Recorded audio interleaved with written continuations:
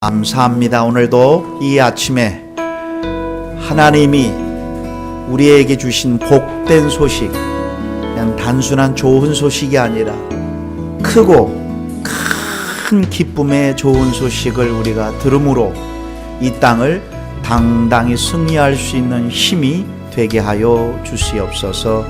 예수님의 이름으로 기도드리옵나이다. 아멘. 오늘은 12번째 크리스마스의 10가지 선물은 무엇입니까? 라는 제목으로 말씀을 나누도록 하겠습니다. 10가지의 우리에게 주신 선물이라 그랬습니다. 한번 생각을 하면서 우리가 신앙생활을 하겠습니다. 전 세계에는 종교가 많습니다. 그런데 잘 생각해야 됩니다. 엄밀히 말하면 전 세계에는 다 종교가 있는데 유일하게 없는 게 하나 있습니다. 모든 종교는 잘 보세요. 찬양이 없습니다. 목사님, 저 삼성동에 가니까 사원에 찬양이 있던데요. 예, 그들은 나중에 기독교 배운 거예요. 모든 종교를 잘 보세요. 또 하나 초점이 그들이 영생극락, 그들이 착하게 하는 게 다 감사해서 합니까? 아니면 자기가 근거가 돼서 자신의 심정으로, 자신의 노력으로 간다고 생각합니까? 우리가 미국 와서 백인 할머니 예수 믿는 사람 웃는 게 그냥 웃는 게 아니라 또 하나 전 세계 가면은 모든 종교인들이 얼굴에 기쁨이 없습니다. 찬양이 없어요. 예, 조금씩은 있지만 잘 들으셔야 됩니다. 그 이유가 있습니다. 사람은 자기가 근거가 되어서 어떤 절대자를 위로하려는 것이 사실 종교입니다. 그게 모든 사람의 깨달음, 내가 무엇인가 깨닫고 내가 무엇인가 마음을 정돈해서 하는 것이라고 생각합니다. 그러면 죽는 날까지 나에게 근거를 두는 모든 소망은 절대 소망이 없습니다. 왜냐하면 이 세상이 어떠한 세상이라는 걸 정의가 들어져야 됩니다. 성경은 이 세상이 좋아질 거라고 약속한 적도 없고요. 이 세상은 점점 좋아질 거라고 말한 적도 없고요. 또 하나 많은 사람들이 오해하는데 예수님이 이 땅에 오셔서 세상을 변화시키려고 왔다고 생각하는 사람도 의외로 많습니다. 또 하나, 또 심한 말 하겠습니다. 예수님 연말에 예수님 이 땅에 오셔서 가난한 사람들에게 사랑을 전하러 왔다고 하는 사람도 있습니다. 틀렸습니다. 기독교 그거 아니에요. 연말 되니까 사람들에게 했지만 예수님이 왜 이 땅에 왔는가를 모르고 모든 종교가 갖고 있는 사랑을 나누는 거라고 합니다. 예, 다 있지만 잘 들으셔야 됩니다. 예수님 이 땅에 오신 거 그거 하러 오시지 먼저 않으셨다는 거예요. 이것이 안 되니까 다 모든 종교가 종교로 가는 거예요. 종교. 선하고 그냥 잘하고. 성경은 이 땅을 사단이 지배하는 세상이라고 성경은 얘기했단 말이에요. 너희가 아무리 돌을 닦아도 너희가 아무리 잘해도 그 다음에 동물로 태어난 거 잘해도 인간에겐 소망이 없습니다. 성경은 뭐라고 하냐면 이 세상은 죄로 말미암아 하나님과 분리됐다. 이게 성경에서 얘기하는 겁니다. 그래서 에베소서 2장에 보면 너희는 허물과 죄로 영적으로 죽어있다. 하나님을 모른다. 그래서 너 영적으로 죽었던 너희를 살리셨다. 너희가 이 세상 풍속 뭡니까? 모든 세상 사람들이 이 땅에서 환경이 좋아지면 행복할 것이라는 이 세상 풍속 가치관이에요. 그런데 이상한 게 있습니다. 이 세상의 가치관대로 얻고 나면 행복해야 정상인데 왜 행복이 없느냐는 거예요. 저 정말 어려서 무지개를 쫓아갔습니다. 무지개 안 쫓아간 사람은 시골 사람 아니에요. 정말 무지개가 있을 것 같아요.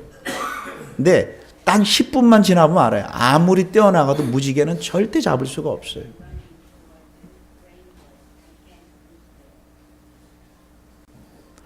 왜 사람은 환경이 좋아지고 내가 이루었던 소원을 이루어지면 행복과 평안과 마음의 안정이 와야 되는데 왜 되레 공허가 오냐는 거예요. 대답해 주세요.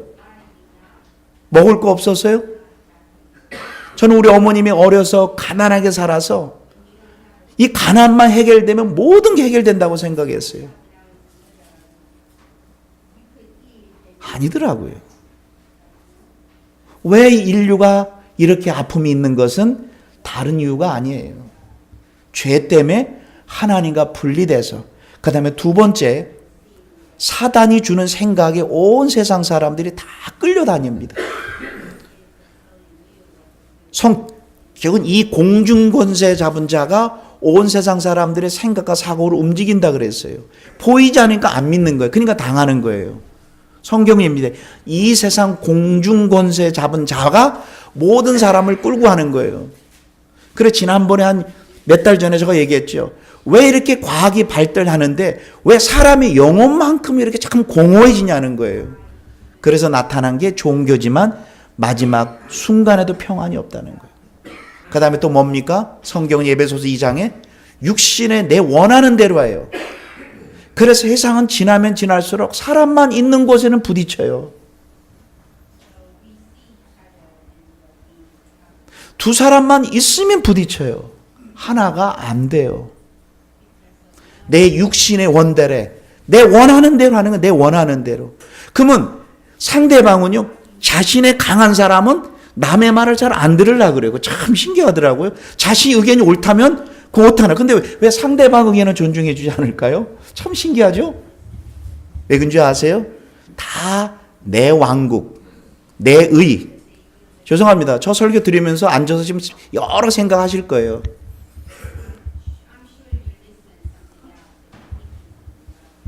짧은 자신의 경험을 가지고 이 생각 저 생각할 거예요. 그런데 미리 결론입니다. 복음은 모든 사람에게 적용이 안 됩니다. 복음은요, 가난한 자에게 복음이 전달되지요. 자기가 나는 이렇게 충분하고 나 특별히 이런 사람의 복음이 아무리 복된 소식이 돼 그 사람에게는 절대로 복된 소식이 안 돼요.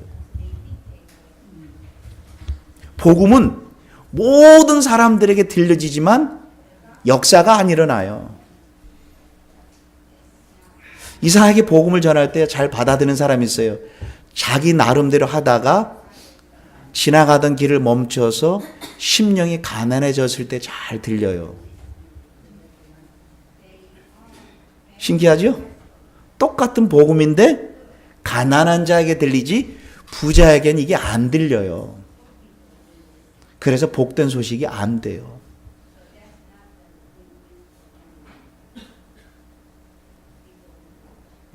예수님이 왜 이 땅에 오셨는가는 가난한 자에게 사랑을 베풀어 오신 것이 아니라 성경은 이 크리스마스 시즌에 성경이 특별히 마리와 그 다음에 요셉 목자들을 통해서 태어날 예수님이 어떠한 분이시며 그분이 어떠한 일을 행하셨는가를 알아야 이 세상이 무엇이 문제인가를 보게 되는 겁니다.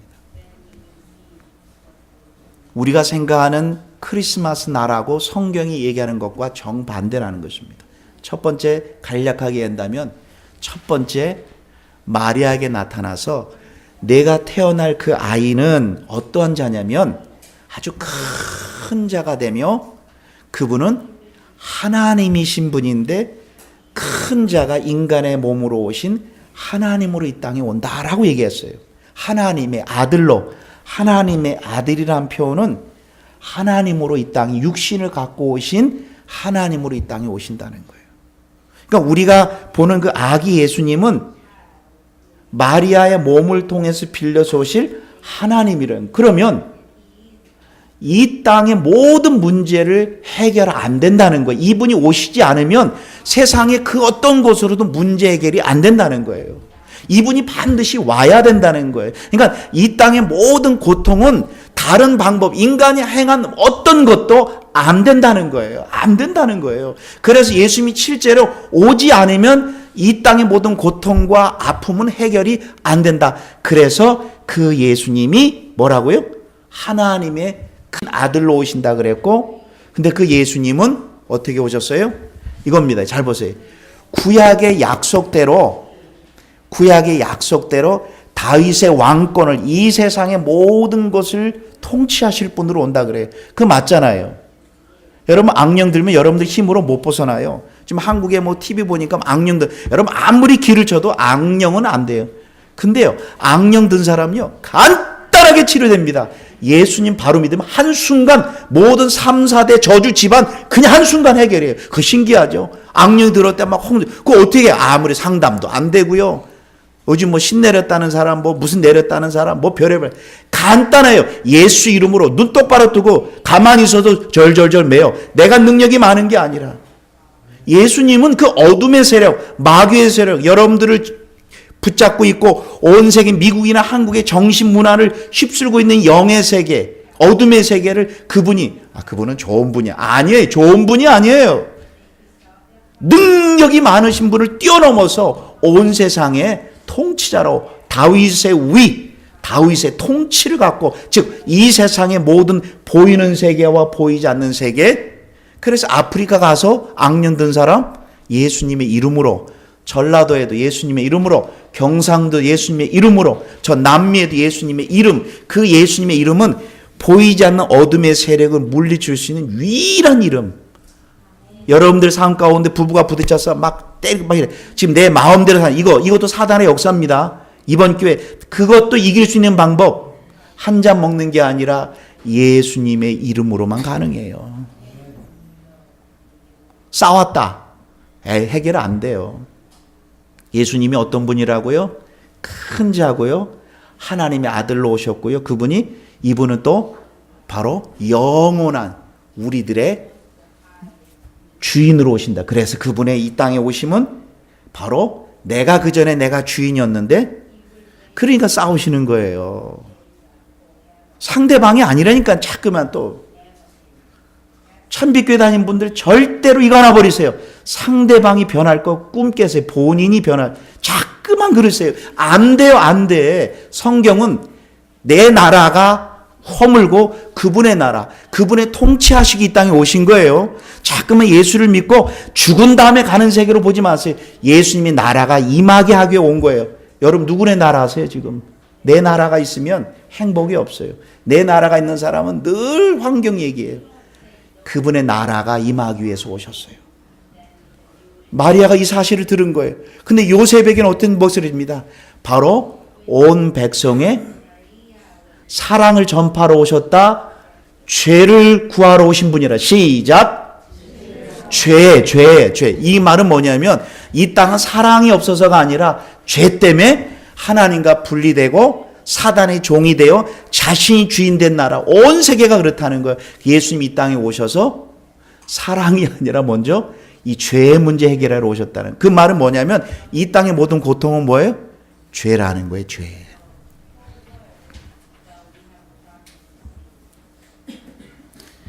연말에 어찌봐 할머니에게 떡국 한 그릇 감사하지만 떡국 한 그릇보다요, 떡국을 자주 갖다 주면서 1년 동안 예수님 전하세요.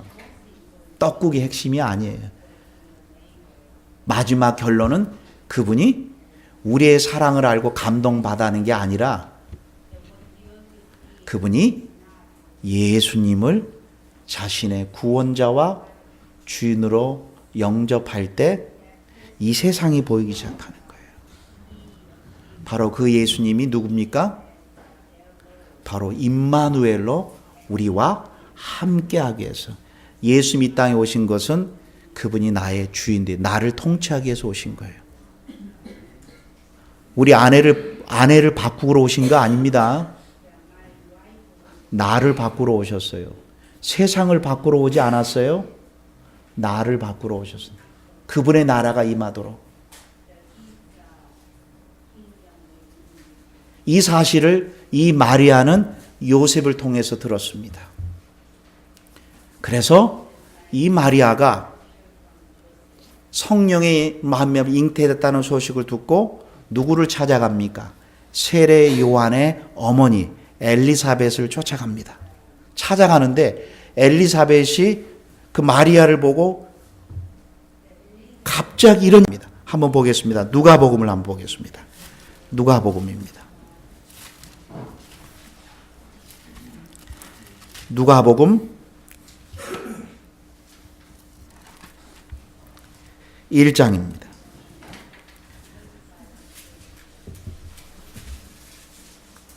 누가복음 1장 39절입니다. 이 배경을 알아야 오늘 설교가 들립니다.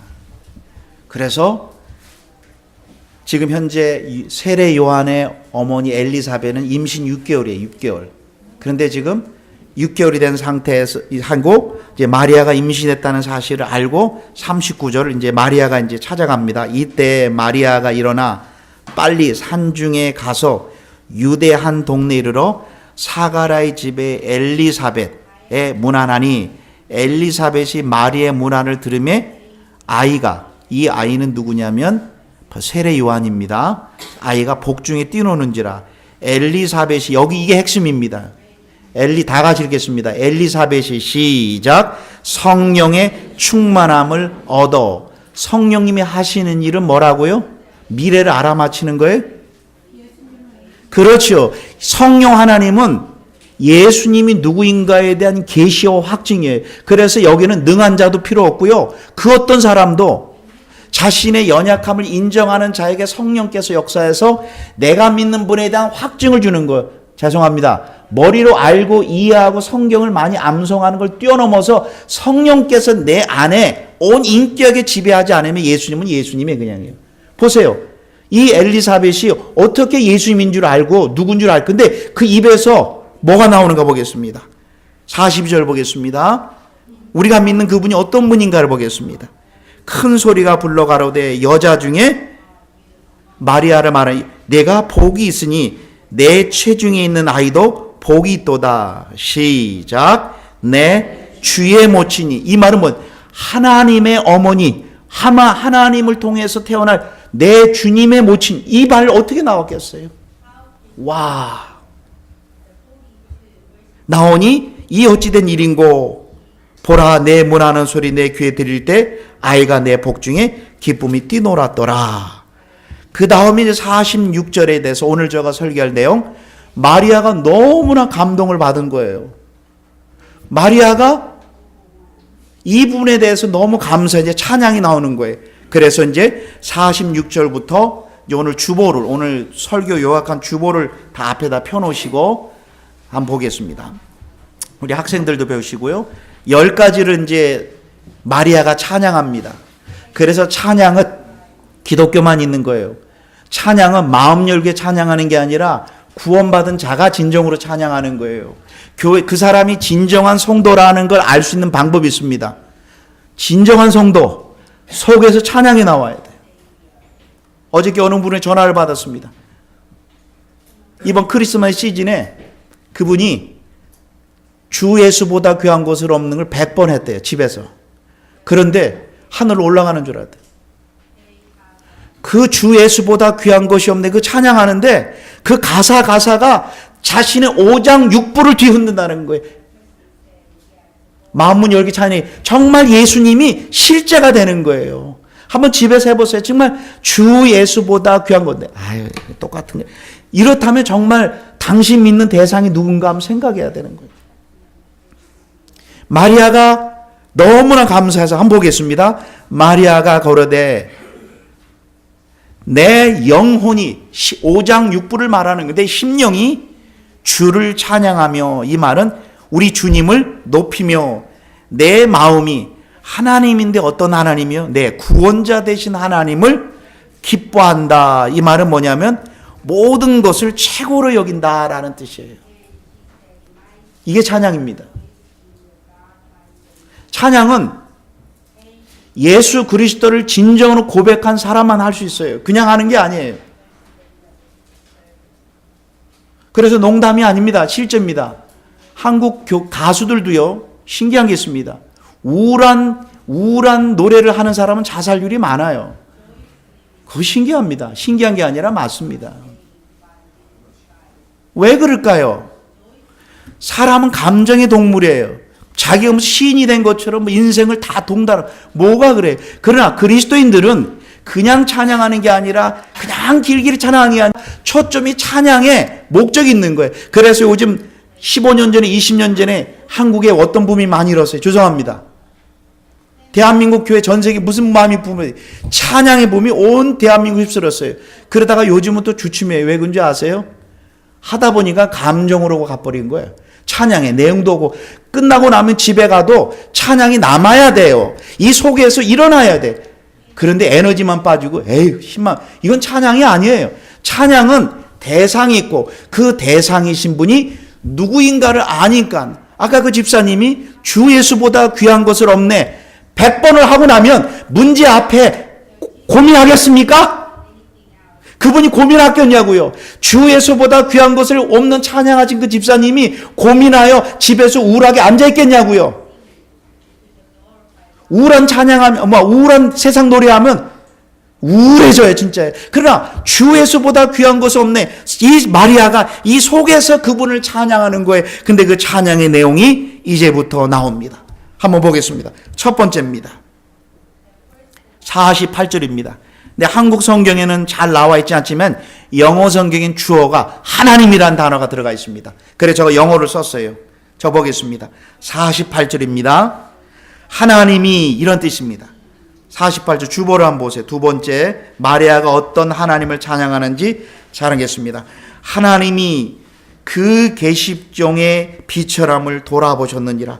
하나님이 자신을 돌아봤다는 거예요. 자기가 찬양하는 이유가 하나님이 나에게 관심을 두었다는 거예요. 내가 아이를 가졌다는 것보다 하나님이 나에게 관심을 갖고 있다. 이 사실에 이 마리아가 너무 감사한 거예요. 그게 첫 번째 뭐냐면 찬양하는 게 우리 찬양합시다 마음문 열기 아니라 우리 예수님. 그래서 제가 옛날에 우리 참빛교회 어느 구역 예배 갔을 때 어느 분이 손 듭니다. 우리 교회는 이런 문제가 많아요. 한 사람 얘기했습니다. 우리 교회는 이런 문제가 많아요. 그러면 세상에 완벽한 교회가 어디 있겠어요? 나도 그래요. 나도 그럼 분위기가 어떨 것 같으세요? 부부끼리 내가 아시는 분은 상담소에 가서 그랬대요. 당신이 싫어하는 거 10가지를 얘기하다가 대판 싸웠대요. 그런데 어느 집사님 집에 갔는데 아예 그렇게 하지 맙시다. 우리 찬양합시다 그래요. 어느 분이. 그래 어느 분이 찬양을 해요. 또 어느 분이 1시간 반 동안 찬양하네. 근데 집에 오니까 찝찝합니까? 어떠셨어요? 경험했잖아요. 속에서 어저께 저희 구역에서는 찬양했습니다. 이러시고 다 일어나가고 막 다 일어나서 손뼉 치면서 근데 누가 시킨 것도 아니에요. 이 속에서 얼굴에서 근데 거기서 옛날 돌아왔던 우울한 노래 해보세요. 저쪽에서 뭐 하나 가져와 한 잔 먹고 옛날 과거 처녀 때 다 이 얘기 다 소용없어 우울해져요. 그런 거 우리로 하여금 소망 주지 않아요. 그러나 찬양하니까 소망이 생기고 기도할 수 있는 힘이 생기는 거기서 나옵니다. 그래 예수님이 살아계시는데 이 문제 내가 너무 골똘하지 말고 예수님 앞에 이름으로 아버지께 나가자란 이 속에서부터 기도에 힘이 생기잖아요. 그래서 이번 찬양 집회 때 기대하시라. 저희 구역에서 손뼉 치면서 어떻게 찬양하시라. 그리고 손을 보지 마시고 얼굴을 보셔야 돼요. 찬양은 분위기가 아니라 누구를 찬양하는 거예요. 마리아가 첫 번째 찬양합니다.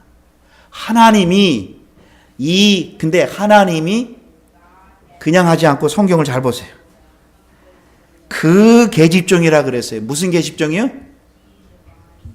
하나님의 종 자신을 하나님의 종의 빛 연약함을 나를 늘 관심을 가져주셔서 감사해 찬양합니다. 두 번째 보세요. 49절 보겠습니다.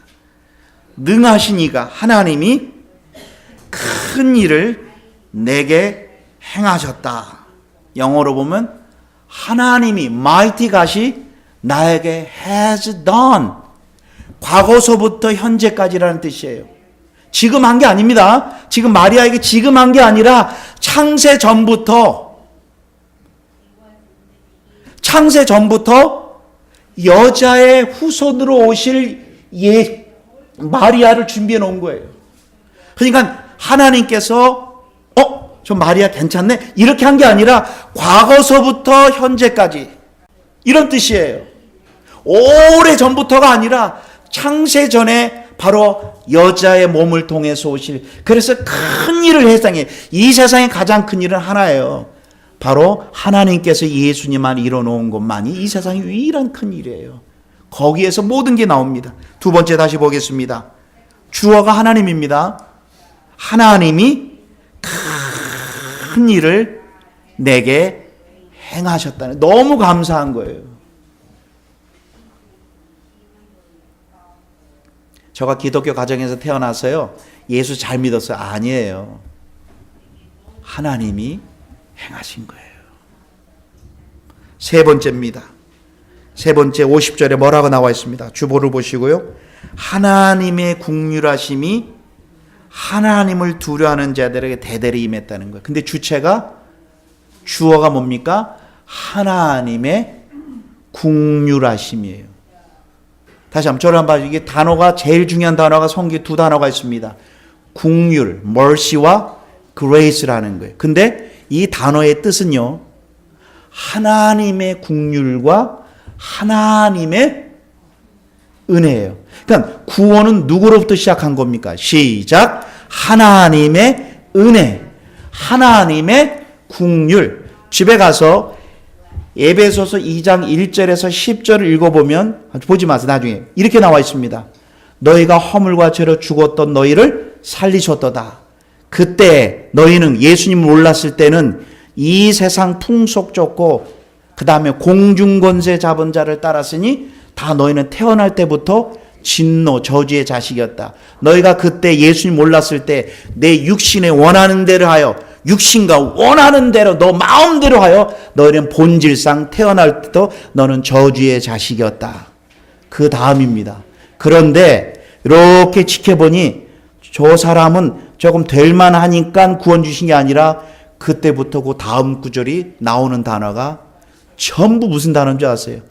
하나님의 긍휼, 하나님의 은혜로, 하나님이 전부 하나님의 긍휼에. 그래서 모든 구원은, 모든 것은 하나님의 은혜와 긍휼로 온 거예요. 마리아가 마음이, 심령이 깨끗해서 보니까 이게 아니라는 거예요. 그 성경은 뭐라고 나와 있어요? 누구의 긍휼이다? 시작. 하나님의 긍휼이심이 하나님을 두려워하는 자에게 이래. 그런데 그 긍휼하심이 누구에 임하는 줄 아세요? 자신의 연약함을 인정하는 자. 나는 특별히 이런 사람에게 복음이 절대 역사 안 합니다. 전부 하나님의 긍휼하심이 그랬다. 그 다음 51절 보겠습니다. 주보 보겠습니다. 저가 가운데 하나님이라는 거 한국말 성경에는 안 나왔지만 영어에는, 제가 영어를 그대로 옮겨놨습니다. 영어에는 하나님이 He가 있습니다. 하나님이 51절입니다. 그의 하나님의 팔로 힘을 보이사라는 행하사 합니다. 근데 영어 성경에는 has done, 과거서부터 현재까지 계속 하나님이 역사를 끌고 간다는 거예요. 이겁니다. 하나님은 역사를 끌고 가요. 그래서 내 삶에서 아픔과 고난과 힘든 것은 하나님의 섭리 가운데 있는 거예요. 그런데 어떻게 났다고요? 하나님이 그의 팔로 힘을 행하사, 이것이 복음입니다. 그러니까 복음은 하나님의 행하신 일을 기록한 거예요. 내가 해야 될 일이 아니라. 그러면서 구체적으로 이제 5가지를 이제 무엇을 행하셨는가를 보게 됩니다. 첫 번째입니다. 51절입니다. 51절입니다. 51절에서 하나님이 마음의 생각이 교만한 자를 멸하셨다라고 나옵니다. 이 말은 뭐냐면 자신의 마음에 기름진 자, 나는 특별히 잘못한 거 없는 자, 이런 사람의 모든 사고가 하나님 무너뜨리는 날이 있어요. 첫 번째, 죽는 날 전혀 도움 안 돼요. 자기가 믿었던 사고, 경험, 철학, 이성이 아무 쓸데없다는 걸 그때 깨닫게. 그래서 하나님은 이 땅에 오셔서요, 모든 사람이 다 듣도록 복음을 원하지만 교만한 자에게 복음이 안 들리는 거예요. 아파야 병원 가는 거예요. 그러면서 하나님께서 유대인들을 뭐라고 표현한 줄 아세요? 너 유대인들아, 너희는 뭐와 같는지 아느냐? 옛날 저 어렸을 때 저는 그런 잘 안 했지만은 소꿉놀이 합니다. 오늘 너는 남편의 여자애들은 나는 아내 될게 하면서 엄마 아빠 하는 놀이를 두 꼬마가 합니다. 이걸 소꿉놀이에요. 그 소꿉놀이 보면 집안의 사정이 다 드러나죠. 아빠가 하는 투를 그대로 하죠. 자, 옛날에 유대인들도 동네에서 아이들이 두 가지 놀이를 해요. 무슨 놀이냐면 소꿉놀이인데 결혼식 놀이와 장례식 놀이 하는 거예요. 야, 나 오늘은 내가 장례식이니까 내가 그 피리를 부르면 그때는 피리를 부르면 울어야 돼. 우리는 장례식 가서 아이고 하다가 사람들 들어오면 해야다가 또 가면은 따끈따다가 누가 오면 또 아이고 이런 것처럼 똑같이 유대인들도요. 그래 피리를 불어요. 나 오늘 지금 장례식 노래는 피리 부르면 너 울어야 돼. 그런데 저 상대하면 울지를 않네. 야, 너 뭐 하는 거 울어야지. 아예 그럼 그거 하지 말고 그럼 결혼식 놀이 하자. 내가 북 칠 테니까 너 춤춰야 돼. 그래서 지금도 결혼식에 가서 끝난 다음에 댄스 치는 게 다 거기서 온 거예요. 아니 북을 치는데 댄스를 안 치네. 야, 뭐 하냐? 지금 놀이 안 할 거야? 이렇게 얘기하시면서 예수님이 내가 아무리 너에게 복음을 전해도 너희가 듣지 않는다. 이 얘기하십니다. 그러면서 예수님이 주로 예루살렘, 유대 예루살렘 거기서 주로 활동하셨나요? 아니면 갈릴리 북쪽 저 시골 위쪽에서 많이 활동하셨나요? 시작. 위쪽이에요. 위쪽. 그런데 위쪽에서 2년 동안 복음을 전했는데 그 위쪽에 있는 사람들 보니까 착하고요. 사기치지 않고요. 그 다음에 간음하지도 않았어요. 그런데 위쪽에 있는 사람들이 교만해서 예수님이 2년 동안 복음 전했는데 듣지를 않는 거예요. 자꾸만 거부하는 거예요. 그래서 예수님이 뭐라고 하셨어요? 잘 들어라. 마지막 날에 너희 동네는 사기치고 간음하고 그래서 너희는 심판받는다라고 하지 않으시고요. 너희 동네는 나중에 소돔과 고모라 동네보다 더 큰 심판이 너희 동네에 임할 것이다. 이 말은 뭐냐면 마음이 부유해서 교만해서 복음을 받지 않는 사람들을 향해서 예수님이 경고하셨습니다. 다른 말로 하면요. 대한민국과 유럽과 미국이 심판날에 저 못 사는 나라보다 심판이 더 큰 이유가 그 많은 좋은 교회 복음을 들었는데 거부한 거예요. 여러분 가장 무서운 병이 뭔지 아세요? 무서운 죄가요? 살인죄 아니에요. 간음죄 아니에요. 성경은 뭐라고 하는 줄 아세요? 복음을 나는 이 정도 충분하다. 거부하는 죄예요. 그래서 누가 복 받았냐? 나의 연약함을 인정하는 자가 성경은 그랬습니다. 그래서 하나님께서는 그래서 우리 한번 찾아볼까요? 빨간 거 표시해 놓고요. 마태복음 11장 한번 가보겠습니다. 마태복음 11장입니다. 그 앞으로 가보세요. 11장 25절 보겠습니다.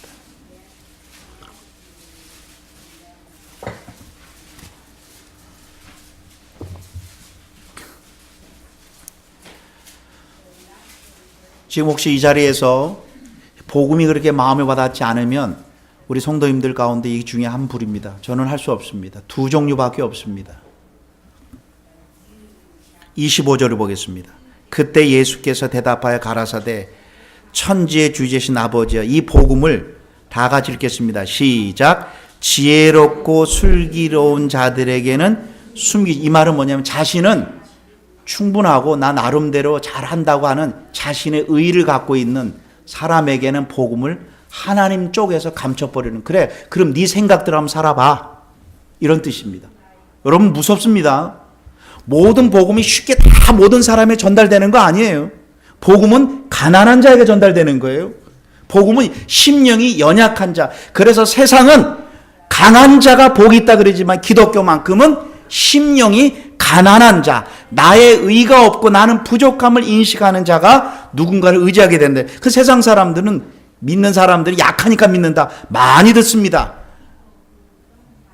막 약하니까 예수 믿는 거 아니야? 인생은 자기가 할 나름에 할 나름으로 돼. 이 말이 맞는 것 같습니까? 그 사람 굉장히 무서운 사람입니다. 하나님 없이도 자기가 잘하면 된다는 사람. 그래서 성경은 다시 보겠습니다. 지혜롭고 슬기로운 자들에겐 예수님 자신을 감추셔요. 하나님이. 본인이 안 믿는 게 아니라 하나님이. 그래, 그럼 너 의대로 한번 살아봐. 이런 뜻입니다. 아주 무서운 말씀이에요. 목사님, 모든 사람이 다 쉽게. 아니에요. 성경은 그렇게 얘기하지 않습니다. 근데 보겠습니다. 또 어린아이에게는, 여기서 어린아이는 육신의 어린아이가 아니라 자신의 연약함과 부족함을 인정하는 자. 그래서 어느 때 그래요?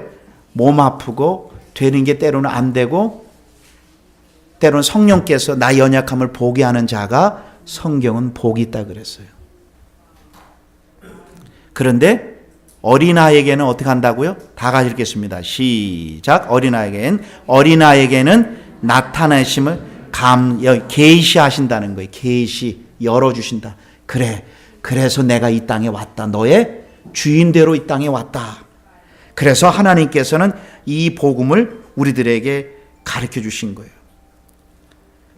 유대인들은 자꾸만 체험과 경험으로 가고요.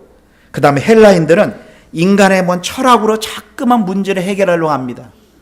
그래서 늘 반복하지만 철학과 인생의 질문으로 절대 문제 해결되지 않는다라는 것입니다. 그래서 하나님께서 바로 생각이 교만한 자, 다시 누가복음으로 돌아옵니다. 복음은요, 모든 사람들에게 기쁜 소식이지만요, 교만한 자에게는 그것이 안 들립니다. 다시 보겠습니다. 51절입니다. 다 같이 51절 제가 읽겠습니다. 그의 팔로 힘을 보이사 시작. 마음의 생각이 고만한 자를 흩으셨다, 무너뜨렸다, 이런 뜻이고요.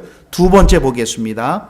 두 번째 시작. 권세 있는 자를 그 위에서 내리치셨으며, 여기서 권세 있는 자라는 것은 자신의 힘으로 얻은 것을 알고 자신의 의를 의지하는 사람을 말하는 거예요. 그래서 예수 이 땅에 오셔서요, 그런 분들은 무너뜨려 오셨어요. 너의 힘으로는 안 된다. 근데 사도 바울은 전에 어땠습니까? 자기는 가장 똑똑하고 자가 가장 잘 믿는 사람이라 그랬습니다. 그런데 그가 예수님을 알고 이 고백이 나옵니다. 내가 가진 모든 은은 다 배설물로 여겼다. 예수님을 알고 나니까 내 의는 하나도 없음을 그가 알게 된 거예요. 그 다음에 세 번째 보겠습니다. 세 번째 52절 보겠습니다. 근데 누구에게 역사하나 보겠습니다. 52절입니다. 권세 있는 자를 구해 내리치셔서 이겁니다.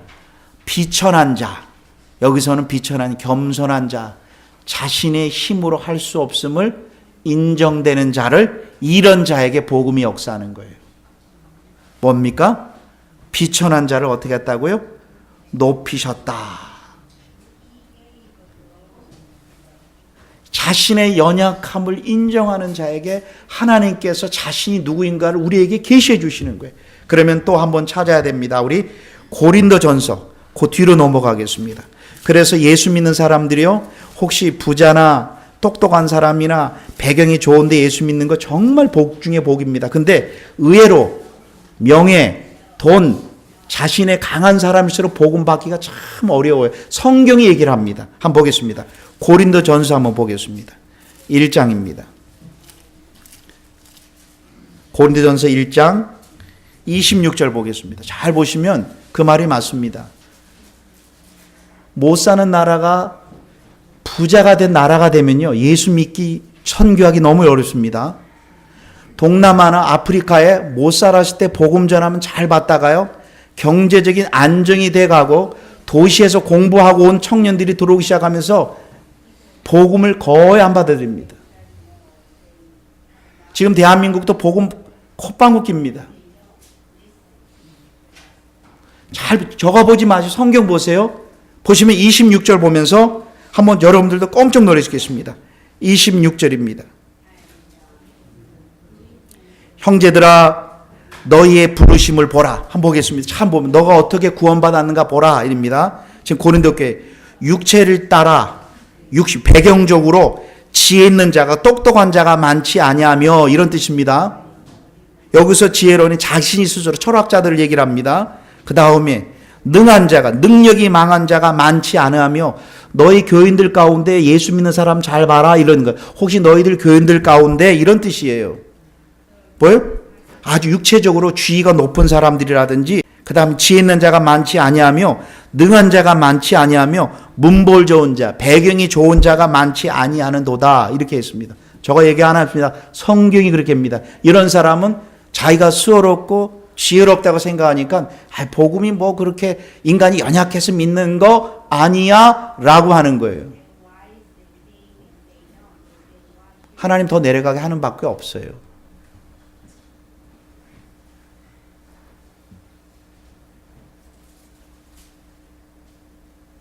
혹시 여러분이 믿어지십니까? 특별한 하나님의 폭포수 같은 은혜입니다. 다 믿지 않아요. 다 믿지 않아요. 근데 죽는 순간에 벌벌 떠는 날이 반드시 오는데 27절 보겠습니다. 하나님께서는 보세요. 세상에 여기는 미련한 것이라 미련한 것 부족한 사람들을 택하사 지혜 있는 자들을 부끄럽게 하시고 세상에 약한 사람들을 또 택하사 강한 것들을 강한 사람들을 부끄럽게 하시며 또 하나님께서 세상에 천한 것들과 부족한 사람들과 천한 것들 사람들을 말합니까? 멸시받는 세상 사람들이 멸시받는 사람들과 그다음 뭐예요? 없는 사람들 그렇게 모든 게 크게 갖고 있지 않는 사람들을 택하사 있는 자들을 폐하려 하시니라. 의외로 그냥 들리면 안 됩니다. 부자가 천국 들어가기가 낙타가 그냥 들리지 마세요. 여기서 말하는 물질만이 아니라 내 속에 자신의 생각이 많은 사람은 복음을 안 받아들여요. 그럼 난 그분에게 질문하겠습니다. 선생님 이렇게 따지시는데 이렇게 논리로 하시는데 평안하세요?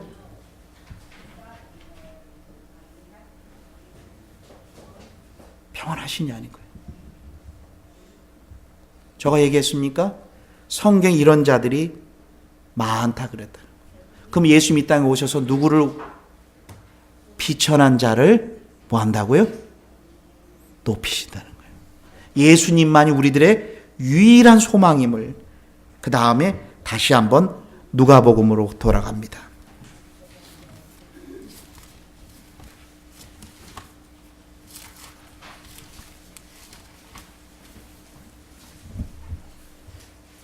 누가복음 1장입니다. 그래서 혹시 우리 주위 가운데 어려움을 겪고 힘들어하는 사람이 복음을 들을 수 있는 좋은 기회입니다. 근데 큰 어려움 없이 복음을 받아들이면 너무 감사하세요. 다시 읽겠습니다. 52절 비천한 자를 높이시며 여기 보겠습니다. 또 한 사람 나오지요. 줄이는 자, 배고파하는 자를 좋은 곳으로 배부르셨으며 채워주신 최선을 다했는데 내 의로 모든 것 되지 않았고 내 나름대로 했지만 잘 되지 않는 사람들에게 하나님께서 예수님이 채워주십니다. 우리들의 모든 것에 근거가 되어주십니다. 그 다음에 53절입니다. 여기서 불교 용어가 하나 나옵니다. 근데 성경적인 용어입니다. 많은 사람 적어 보겠습니다. 여기서 부자는 돈이 많은 사람들만 말하는 게 아니라 나는 그렇게 뭐 특별히 필요 없는 나는 사람. 부자에게는 자신의 생각에 강한 사람, 자신의 의, 자신에게 속에 기름진 사람, 자기 의로 살아가는 자를 부자랍니다. 네, 부자를 다른 말로 해요. 시작. 부자를 공수로. 그래서 여러분 기억나십니까? 불교 용어 가운데 공수래, 아무것도 없다는 거, 빈손. 영어로 보면 empty hand이에요. 자신들이 잘났다고 하는 사람들은 마지막에 너가 갖고 있는 모든 것은 아무것도 아님을 다 보여. 언제? 죽음의 순간에, 고난의 순간에도 자신이 empty라는 걸 보여주시는 거예요. 그래서 공수래. 불교에서 뭐라 그랬죠? 아무것도 없이 공수, 손수자래. 이렇게 와서 어떻게 한대? 공수, 아무것도 없이 가을 거자거든요.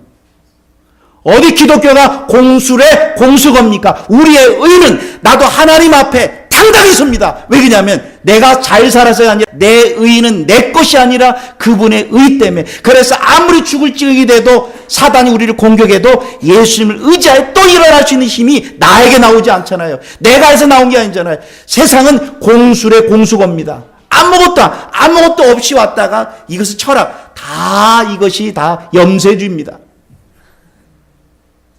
우리는 공수래 아무것도 엠티핸 손으로 왔다가 우리는 엠티핸드로 간다. 세상의 철학은 그거지만 우리는 아니에요. 우리는 공수래로 왔다가 어떻게 가요? 영원한 하나님의 손을 붙잡고 그분과 영원히 함께하는, 나의 의는 없지만 그분의 이루신 의가 다 내 것이에요. 이게 기독교의 본질이에요. 그래서 우리가 자랑은 그분만. 그래서 성경은 뭐라 그랬습니까? 저는 이번에 설교 준비하면서 어이구, 성경에도 이런 단어가 나왔네. 이번에 크리스마스 준비하면서요, 소주가 성경에 나와 있더라고요. 소주도 있어요. 오, 소주를 먹지 않았대. 오, 소주도 있었구나. 그 다음에 공수래 공수거. 여러분, 나중에 하나님 앞에 당당히 갑니다. 누구의 의 때문에요? 예수님의 의 때문에. 그런 사람 세상을 다른 거 자랑하겠습니까? 주 예수보다 귀한 것은 없네라고 말할 수밖에 없어요. 예수님이 죽음의 문제 해결하셨지요. 와, 모든 인류가 고통스러워하는 죽음의 문제. 그분이 죽고 뭐 하셨어요? 부활하셨어요. 그럼 우리는 그 의를 어떻게 얻어요? 마음을 정돈을 잘하고 마음을 내려놓으면 얻어요. 성경은 뭐라고 나와 있어요? 우리가 어떻게 그걸 얻습니까? 우리는 예수님이 이루신 의를 믿음으로 받으면 되는 거예요. 그분의 의를 내 의로 여겨주시고 함께 주셨다는 거예요. 너무 감사하지 않으세요? 부자를 공수로 다 아무것도 없는 것을 하지만 우리에게는, 그 다음에 54절 마리아가 10번째 이 찬양을 합니다. 그 종 하나님이, 주보를 보시면 나와 있습니다. 하나님이 줄이는 자를 종으로 배부려서, 그 다음에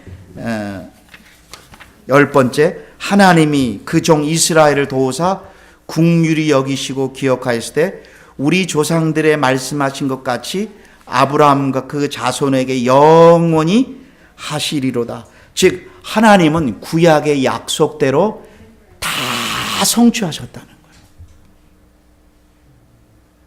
세상에 이런 분이 어디 있습니까?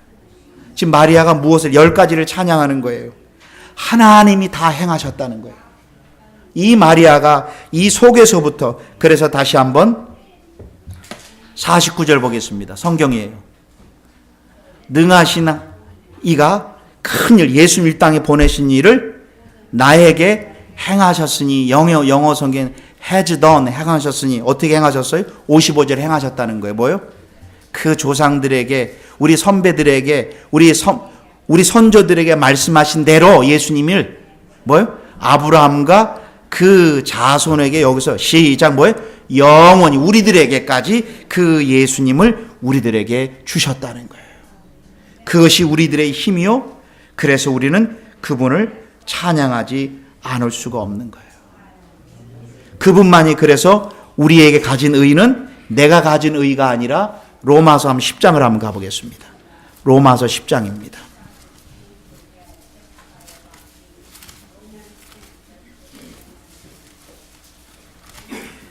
우리는 공술의 공수건지 누구니 10장 보겠습니다. 10장 3절입니다. 우리의 의로 가는 게 아니라 그분의 의로 가는 거예요. 그 예수님이 모든 우리의 근거요. 예수님은 언약의 중보자이시고요. 예수님 모든 의를 다 이루셨고요. 우리가 하는 게 아니라, 그래서 기독교는 죽는 그 순간까지 나에게 초점 두는 게 아니라 그분에게 초점 두니까 나에게 모든 것을 버리게 되는 거예요. 그분을 분명하게 알아야 나를 버릴 수 있는 거예요. 나 못 버려요. 세상 종교는 사람에게 자꾸만 초점돼요. 자신의 고연과 자신의 수행과, 신전의 기독교 안에서도 저 산속에 들어가서 일주일 내내 세상과 등지고, 그러지 마세요. 아저씨 내려와서 옆집의 이웃들에게 복음 전하세요. 거기서 깊은 나의 죄성을 드러나봤자 거기 안 들어가도 아저씨나 나는 다 더럽고 취한 존재예요. 우리의 의로는 하나님 앞에 쓸 수가 없어요. 우리는 흠이 있어요. 그래서 흠이 없는 분만 그분 앞에 가는데, 흠 없는 그분이 율법의 모든 걸 다 지키셨고 그 의를 나에게 주시었으니, 바로 10장 3절이 말하고 있잖아요. 하나님의 의를 모르고 자기 의를, 이 세상 사람들이 유대인들을 말하잖아요. 교회 안에서도 자신이 뭔가 해서 의를 얻으려고 힘써 하나님의 의를 순종치 믿지, 순종이라는 믿지 아니하는도다. 그리스도는 보세요. 우리 모든 믿는 자에게 의, 관계를 이루기 위하여 율법의 마침, 율법의 종교, 이 말은 예수님이 율법의 모든 지켜야 될 것을 그분이 대신 나를 지켜주셨다. 그분이 모든 율법에 순종하셨다. 그분이 이루셨다. 완성하셨다. 이런 뜻입니다. 그러니 그분이 완성했으니까 그 다음에 우리는 율법의 말씀을 잘 순종해야 돼요. 우리가 지켜서 구원받는 게 아니라 그분이 지켜주셨으니 우리는 그 말씀을 순종하며 따르며 복종하며 살아가는 거예요. 내가 지켜서 구원받는 게 아니라 예수님이 다 이뤄나왔으니, 그래서 율법의 마침이니라. 다시 한 번입니다. 그리스도는 모든 믿는 자에게 의를 이루기 위하여 율법의 종결, 그분이, 여러분들의 기준으로는 하나님 앞에 절대 못 서요. 죽는 날까지. 율법의 마침, 율법의 종결. 그래서 그분의 의를 받은 자가 말씀대로 순종하며 살아가는 거예요. 말씀을 정리합니다. 복음은요, 모든 사람들이, 하나님은 다 구원받기를 원해요. 하나님은 모든 사람이 영원한 천국 가기를 원해요. 그런데 신비로운 게 있습니다. 왜 똑같은 복음이 전달되는데 한 사람에게 그 복음이 온 인격과 가정과 사회를 뒤집어 놓는데 왜 한 사람에게 복음이 역사가 안 일어날까요? 두 가지입니다.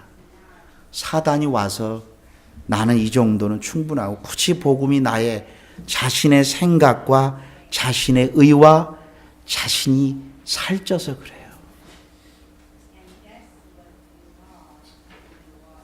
그래서 아침에 일어나면 눈을 감고 나의 죄악을 보면 하나님 앞에 못 나가요.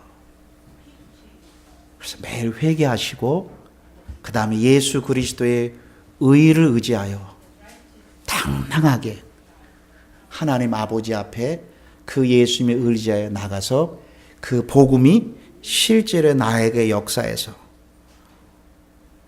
정말 죄송합니다. 이 관계는요, 말과 설명이 있지 않고 첫 번째로 드러나야 될 대상은 딱 두 사람입니다. 첫 번째, 가정에서 드러나지 않은 복음은 복음이 아닙니다. 두 번째, 교인들과의 관계에서 복음이 드러나셔야 됩니다. 나 다 알고 있어요, 목사님. 그 예수님 믿음으로 구원받는 거, 천국 받는 거. 그런데 목사님 현실은 머리로 아신 거예요. 기도 생활 안 하십니까? 머리로 하신 거예요. 기도하겠습니다. 하나님 아버지, 예수님을 생각하면 내 속에서부터 깊은 기쁨이 솟아오르게 하여 주시옵소서. 그 예수님 한 분만으로 다시 좌절했다가 또 일어나게 하여 주시고, 실망했다가 또 일어나게 하여 주시고, 예수님 때문에 또 다시 기도가 회복되며, 예수님 때문에 또 다시 한번 가정이 회복되며, 예수님 때문에 또 다시 한번 교인들과의 관계가 회복되며, 예수님 때문에 기쁨과 소망이 생기며, 예수님 때문에 내가 이 땅에 살아가야 될 목표가 생기며, 예수님 때문에 우리 가문이 살아가야 될 이유를 알게 해주시며 예수님 때문에 먼저 깊은 평화를 나부터 누리며 이 복음을 오늘도 힘들어하고 괴로워하는 이유에 찾아가서 생명이신 예수 그리스도를 전하는 우리 한 가정 한 가정 되게 하여 주시옵소서. 이 복음이 먼저 나를 온전히 변화시켜 주시옵소서. 공수래 공수거가 아닌 우리는 공수래로 왔다가 예수 그리스도와 함께 영원히 손을 붙잡고 산다는 이 확신이 우리 기독교의 본질이 되게 하여 주시옵소서. 예수님의 이름으로 기도드리옵나이다. 아멘.